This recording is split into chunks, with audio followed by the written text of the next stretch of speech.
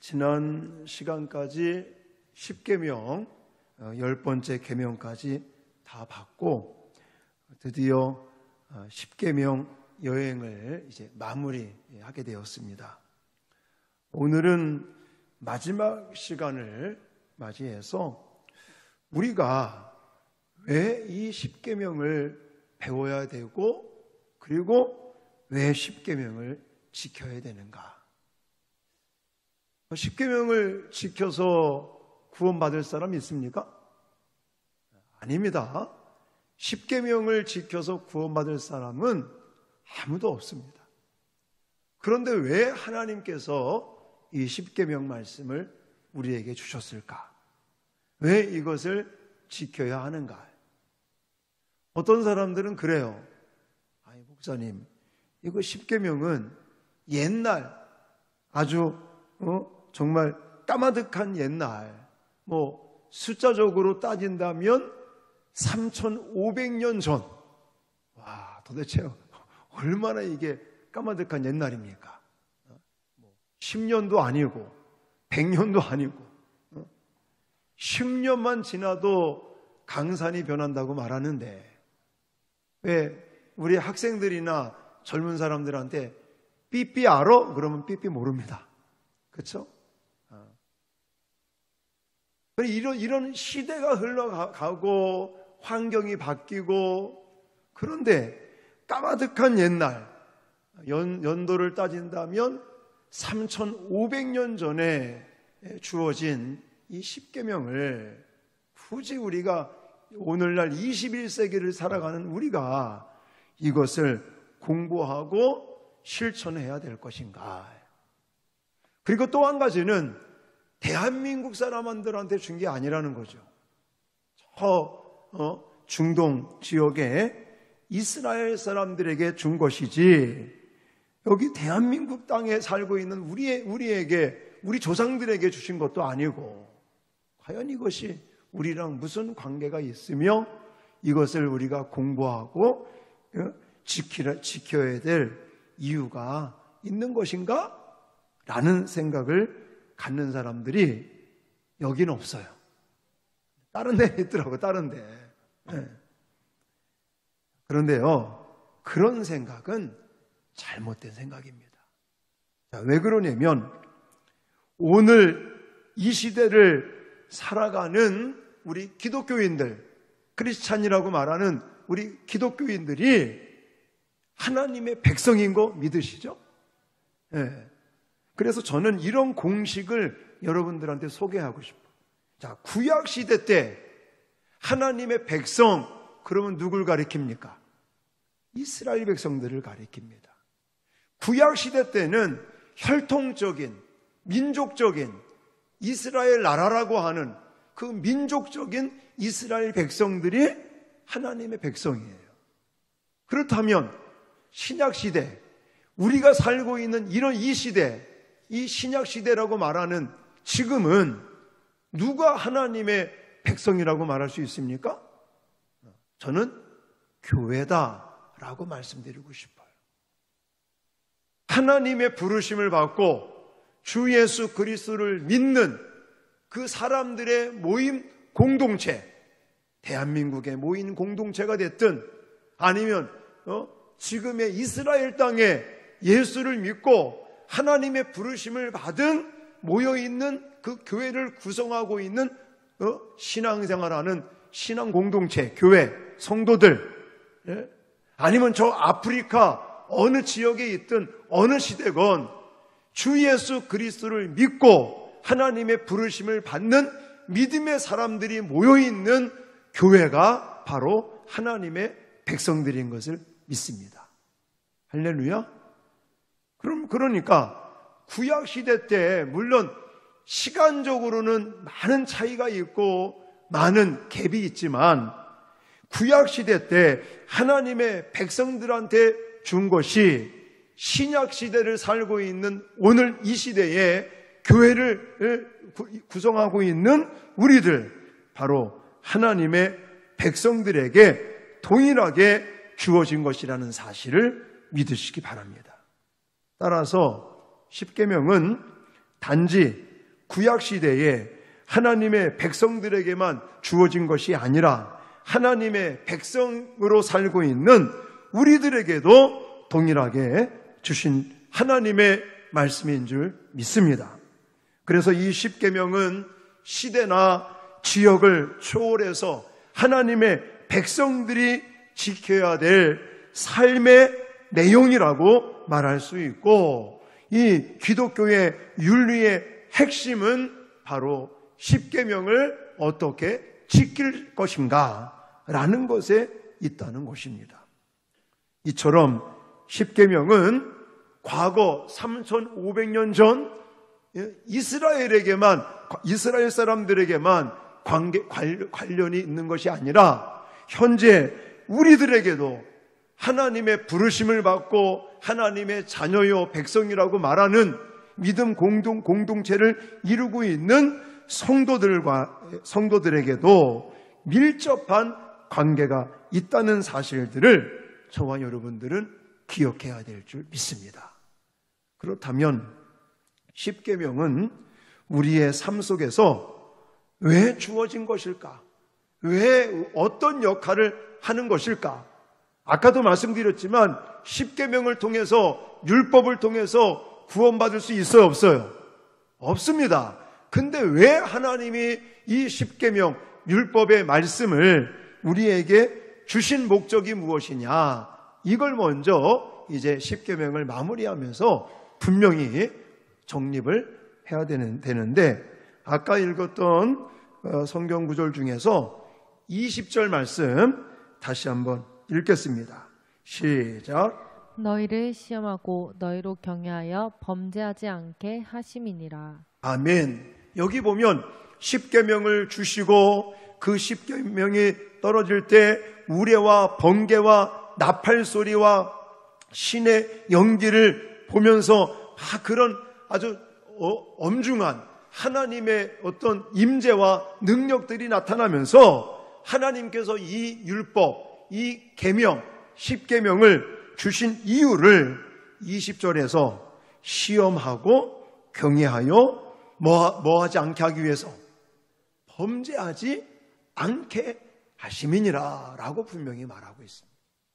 그래서 저는 이 십계명을, 율법을 주신 이유, 목적, 이 십계명의 역할은 첫 번째, 범죄를 억제하는 기능이 있다라고 말씀을 드리고 싶어요.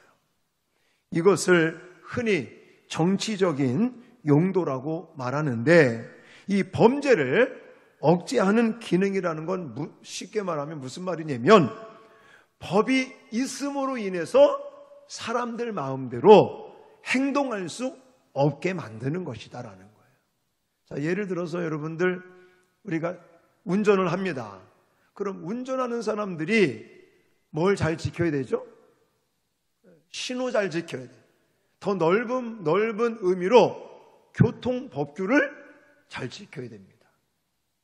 빨간불일 때 스탑해야 되고, 초록불일 때 건너가야 되고, 정지선에서 멈춰야 되고, 이것도 하나의 법이지 않습니까? 교통법. 이 법을 지키지 아니하면 어떤 일이 생길까요? 사고 나고 문제 일어나겠죠. 네, 사람도 죽겠죠. 다치고 사고 나고 이런 일들이 막 빈번하게 일어날 거예요. 그런데 교통법을 만들어 놓으니까, 예를 들어 이 법을 안 지키면 딱지 끊잖아요. 그러면 또 세금 내야 돼요. 벌금 내야 돼요. 벌칙금 내야 돼요. 그러면 아깝잖아요. 그러니까 우리가 운전하면서 안 급한 사람 어디 있습니까? 다 급하고 빨리 가고 싶고, 그런데 법이 있으니까 그 법에 따라 법을 지킴으로 우리의 어떤 빨리 가고자 하는 그런 마음들을 억제시키는 거예요. 예? 법을 어겨서 이제는 어떤 문제가 생기지 않도록, 또 하나님이 국가와 통치자와 법을 주심으로 인해서 죄를 억제시키는 것과 마찬가지로 이 십계명이라고 하는 것도 우리 인간으로 하여금 범죄를 억제하기 위해서 하나님이 우리에게 이 십계명이 율법이라는 것을 주신 것이다 라고 말할 수 있다는 것입니다. 가장 중요한 기능이라고 말하는데 이 두 번째 기능이 가장 중요합니다. 이것은 죄를 깨닫게 하는 기능이다라는 거예요. 첫 번째는 범죄를 억제시키는 역할을 한다면 두 번째는 죄를 깨닫게 하는 그런 역할이 바로 십계명, 이 율법 안에 있다는 것입니다. 다시 말해서 율법이 있으므로 우리가 죄인인 것을 깨달을 수 있다는 거예요. 만약에 율법이 없으면 내가 죄를 지었는지 죄인인지 이것을 깨달을 수가 없다는 것이죠. 우리가 죄인이라는 사실을 깨닫게 해주고 그것으로만 그치는 것이 아니라 죄를 깨달은 우리가 이제 이 죄의 문제를 해결하기 위해서는 예수 그리스도 십자가가 필요하다. 여기까지 안내해주는, 이끌어주는, 교육시켜주는, 깨닫게 해주는 이 역할을 바로 십계명, 율법이 한다는 것입니다. 그래서 로마서 7장 7절에도 이렇게 말씀하고 있어요. 같이 읽겠습니다. 시작. 그런즉 우리가 무슨 말을 하리요? 율법이 죄냐? 그럴 수 없느니라. 율법으로 말미암지 않고는 내가 죄를 알지 못하였으니 곧 율법이 탐내지 말라 하지 아니하였더라면 내가 탐심을 알지 못하였으리라. 아멘. 제가 그리고 PPT를 좀 빼먹었는데 오늘 새벽 시간에 우리 큐티 본문 로마서 3장 20절에도 가보면 율법으로는 죄를 깨달음이니라 라고 분명히 말하고 있는 거예요. 그러니까 십계명 이 율법이 예를 들어서 그거죠. 탐내지 말라 라고 말씀을 하시니까 내가 탐내는 죄를 알게 되는 거예요. 도둑질하지 말라, 간음하지 말라, 하나님 외에 다른 신을 섬기지 말라 라고 하는 이런 율법, 계명이 있음으로 인해서 내가 간음을 했구나, 내가 도둑질을 했구나, 내가 거짓말을 했구나, 거짓 증거를 했구나, 내가 남의 것을 탐냈구나, 이런 죄를 느끼게끔 깨닫게끔, 그리고 그 죄를 깨달은 것으로 그냥 머무르는 것이 아니라 이 죄를 깨닫고 난 다음에는 우리를 그리스도께로 인도하는 몽학선생, 옛날 성경에는 몽학선생이라는 단어를 썼습니다. 자, 갈라디아서 3장 24절 말씀 같이 읽겠습니다. 시작. 이같이 율법이 우리를 그리스도께로 인도하는 초등교사가 되어 우리로 하여금 믿음으로 말미암아 의롭다함을 얻게 하려 함이라. 아멘. 율법을 지킴으로 인해서 구원받게 하는 것은 아니겠지만 이 율법, 계명, 십계명을 통해서는 죄를 깨닫는 거예요. 내가 죄인인 것을 느끼는 거예요. 그래서 우리에게는 예수 그리스도가 필요하다.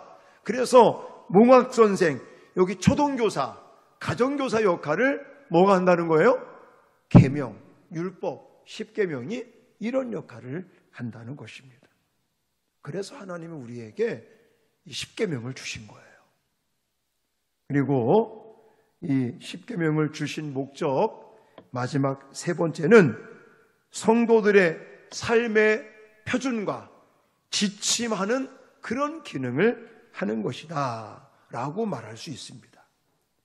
율법, 십계명이 있기에 어떻게 살아야 할지 방향성을 설정할 수 있다는 것입니다. 이 기능은 성도가 이 땅을 살면서 어떻게 살아야 할지, 어떤 길을 걸어가야 할지를 보여주고 있는 거예요. 율법의 이러한 기능은 결국 성도들로 하여금 성화에 이르는 길을 말씀해주고 있다. 그러므로 왜 구원의 단계가 있다고 말씀드리지 않았습니까? 예정하시고 예정하신 자가 때가 되면 예정하신 자를 때가 되면 부르시고 부르신 자를 칭의 의롭다 하시고 의롭다 한 그가 이제는 성화의 과정을 거쳐서 영화의 단계까지 이르는 것이 구원의 단계인데, 지금 저와 여러분들은 어디쯤 가고 있어요? 성화의 단계에 가고 있어요. 그러므로 우리에게 이 십계명은 너무너무 필요한 거예요.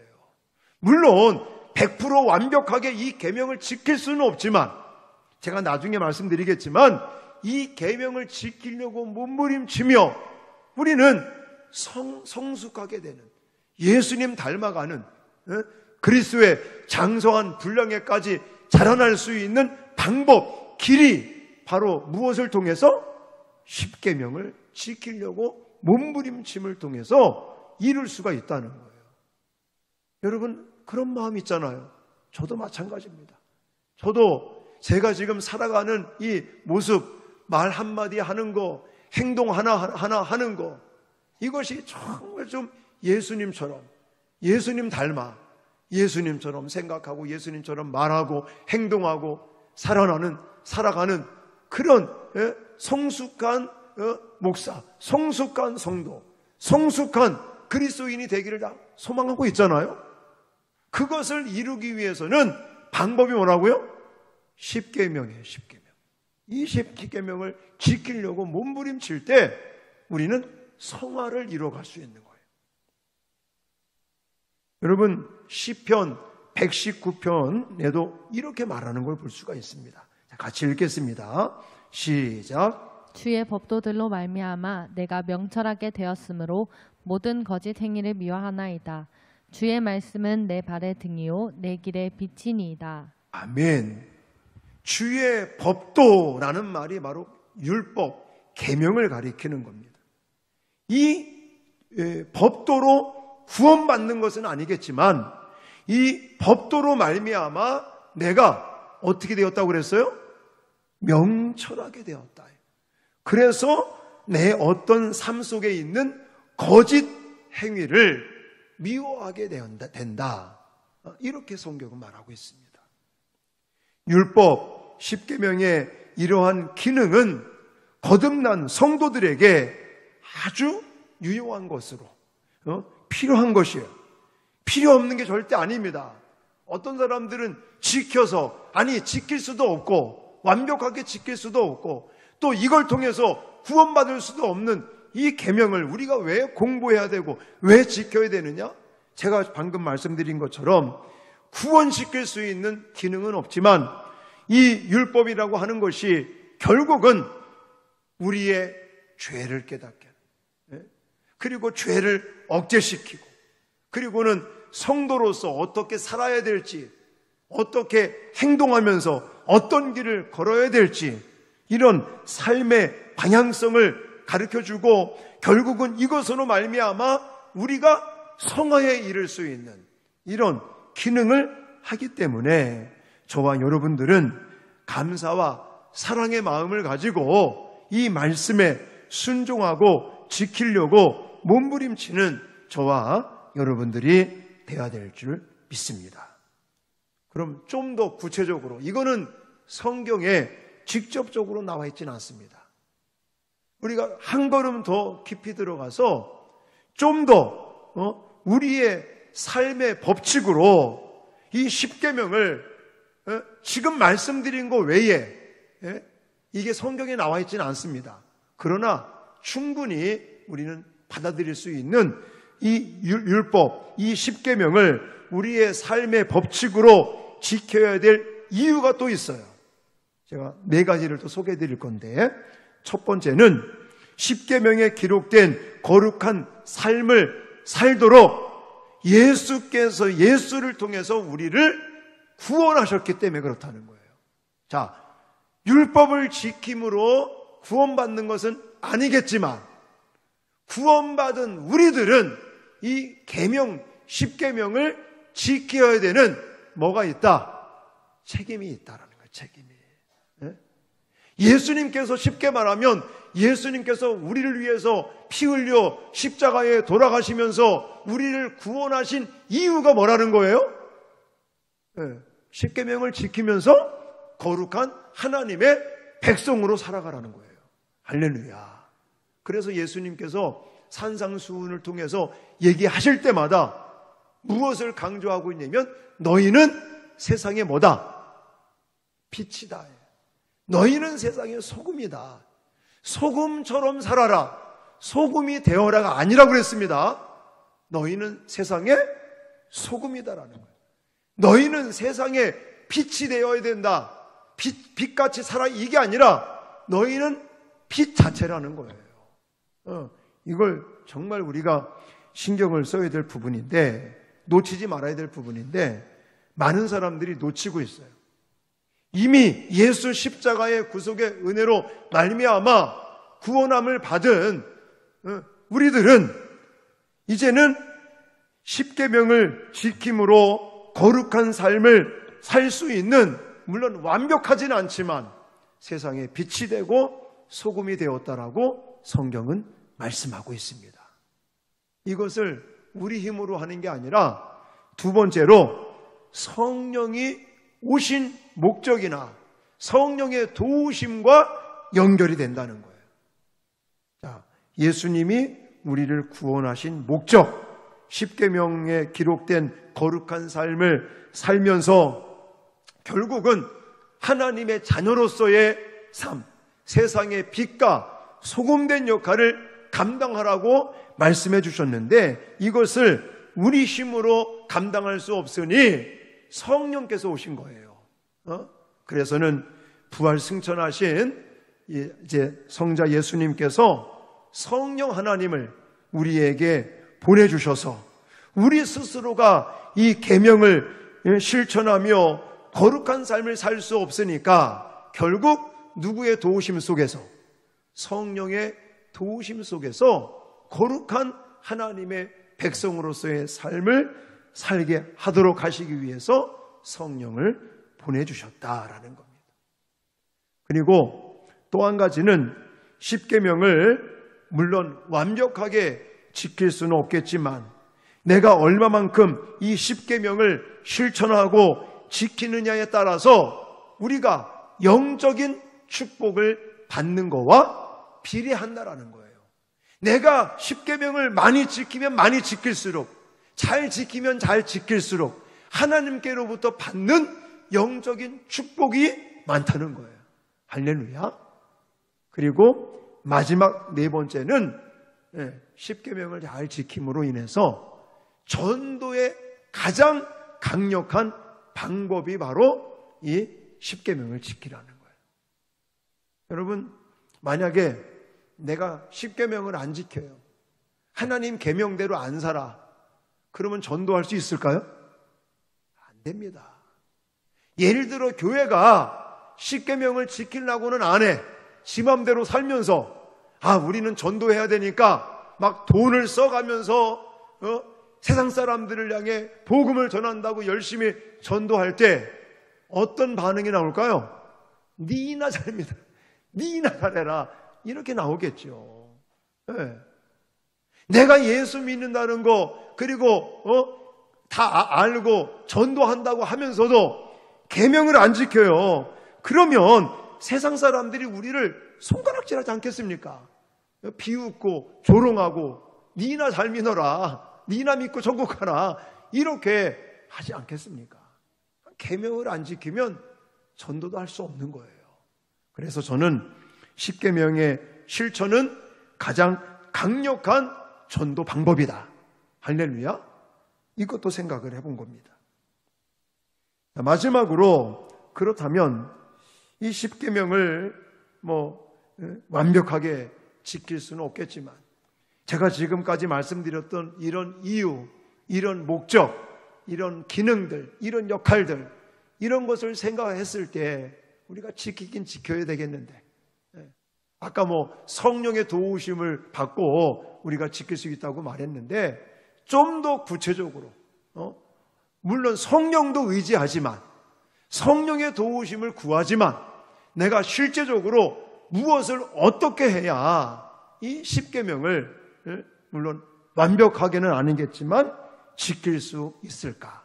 이 원리에 대한 것들을 고민해 봤는데 답이 나와 있더라고요. 성경에 답이 나와 있어요.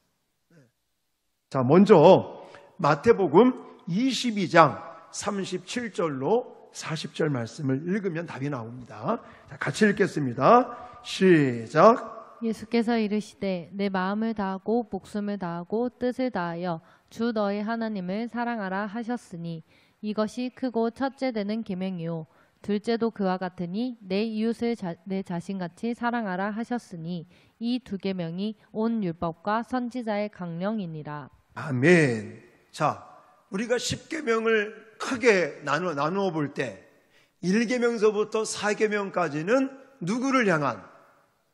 하나님을 향한 계명들이고 그것은 하나님에 대한 사랑의 모습인 거예요. 또 뒤에 부분 5계명서부터 10번째 계명은 누구를 향한? 대인, 인간에 관련된 인간을 향한 사랑의 모습을 가리키죠. 예수님이 그걸 지금 말씀하신 거예요. 내 마음을 다하고 목숨을 다하고 뜻을 다하여 주 너의 하나님을 뭐하라? 사랑하라. 이게 첫째 되는 계명이다. 그리고 둘째도 그와 같으니 하시면서 이웃사랑에 대한 얘기를 해요. 그러니까 10계명의 원리는 무엇이라고 결론 내릴 수 있습니까? 하나님을 사랑하고 이웃을 사랑이라고 하는 사랑이라는 글자로 원리를 잡을 수 있는 거예요. 결국 10계명은 뭐다? 사랑이다. 우리를 사랑하셔서 먼저 하나님이 우리를 사랑하셔서 우리로 하여금 정말 생명에 이르고 또한 우리로 하여금 풍성한 삶을 살 수 있도록 하나님께서 10가지의 이런 명령을 통해서 사실 이것은 명령이라기보다도 언약인 것이에요. 언약. 하나님께서 우리를 사랑하시고 우리를 구원하시고 우리를 복주시기 위한 언약이다라는 언약. 그래서 먼저는 하나님을 향한 사랑을 실천하고 또 이웃을 향한 사랑을 실천할 때 이 계명을 지킬 수 있다. 이 10계명을 지키는 원리는 결국은 사랑이라는 글자로 우리는 결론 내릴 수가 있는 것입니다. 여러분, 로마서 13장에도 이걸 강조하고 있는데요. 자, 8절부터 10절까지입니다. 같이 읽겠습니다. 시작. 피차 사랑의 빛 외에는 아무에게든지 아무 빛도 지지 말라. 남을 사랑하는 자는 율법을 다 이루었느니라. 간음하지 말라, 살인하지 말라, 도둑질하지 말라, 탐내지 말라 한 것과 그 외에 다른 계명이 있을지라도 내 이웃을 내 자신과 같이 사랑하라 하신 그 말씀 가운데 다 들었느니라. 사랑은 이웃에게 악을 행하지 아니하나니 그러므로 사랑은 율법의 완성이니라. 아멘. 여러분, 율법의 완성은 무엇을 통해서 이루어진다? 사랑을 통해서. 8절에도 사랑하는 자는 율법을 다 이루었느니라 그러는 거예요. 10절에도 가보시면 사랑은 율법의 뭐라고요? 완성이니라 그래요. 그래서 예수님께서 우리를 사랑하셔서 십자가의 죽음으로 율법을 완성하신 걸 믿으시죠? 그런 거와 같이 우리는 완벽하게 예수님처럼 할 수는 없지만 예수님을 따라 예수님처럼 우리 마음속에 하나님을 향한 사랑이 있고 이웃을, 인간을 향한 사랑이 있으면 예수님처럼은 아니겠지만 우리도 어느 정도까지는 이 10계명을 지킬 수 있다. 할렐루야. 이걸 기억하시기 바랍니다. 율법의 완성은 무엇으로 완성된다? 사랑으로 완성된다. 쉽게 말하면 그거예요. 여러분, 사랑하는 사람이 있어 봐요. 사랑하는 사람이 예를 들어 딸기 먹고 싶어 그러면 옆에 있는 우리 남자들이 그 사랑하는 아내가 딸기를 먹고 싶다고 그러면 어디든 가서 딸기를 사올 거 아니겠습니까? 아닌가요? 임신해야 되지. 임신했지. 사랑하니까 그러는 거죠. 그런 거예요. 내가 사랑하는데 어떻게 거짓말을 할 수 있겠습니까? 어떻게 거짓 증거를 할 수 있겠어요? 내가 사랑하는데 어찌 다른 사람의 것을 빼앗아 올 수 있겠습니까? 내가 사랑하는데 주면 좋지, 그렇죠?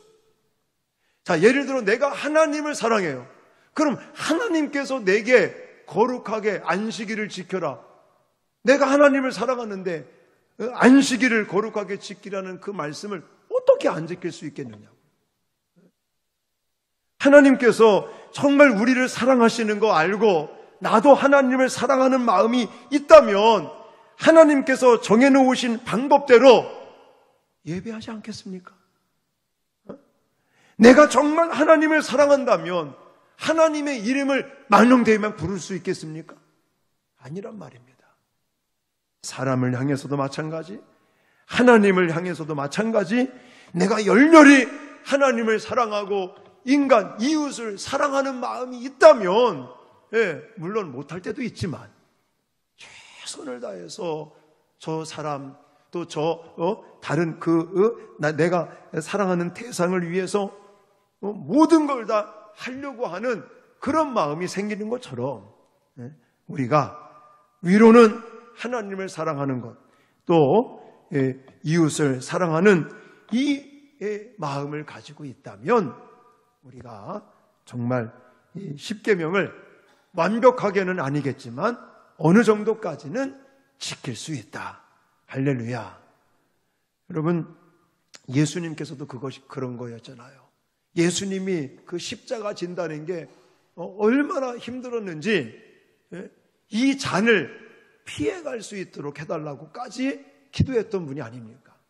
그러나 우리를 사랑하시고 하나님의 그런 사명인 것을 예수님이 아시고는 끝까지 십자가 지시고, 그래서 우리에게 구원의 은혜가 주어진 것처럼 우리들도 위로는 하나님을 사랑하고 옆으로는 또 옆에 있는 분들, 이웃을 성경에서 말하는 것 같이 내 몸과 같이 사랑하려고 하는 이 사랑의 마음을 품으셔서, 이 사랑을 품을 수 있는 방법은요 다른 거 없어요. 내가 하나님께로부터 받은 사랑을 생각하는 거예요. 내가 받은 사랑. 하나님이 나를 사랑하셔서 정말 목숨까지 내놓고 우리를 사랑하신 그 사랑을 자꾸만 생각하면 나도 예수님을 따라서 이웃을 향해, 하나님을 향해 사랑을 실천하게 되는 줄 믿습니다. 그래서 이 십계명을 완벽하게는 아니겠지만 지킬 수 있는 원리, 뭐라고요? 사랑이다. 하나님을 사랑하고 이웃을 사랑하는 그 사랑의 마음을 품을 때 우리는 십계명을 실천할 수 있다라는 것들을 기억하시기를 바랍니다.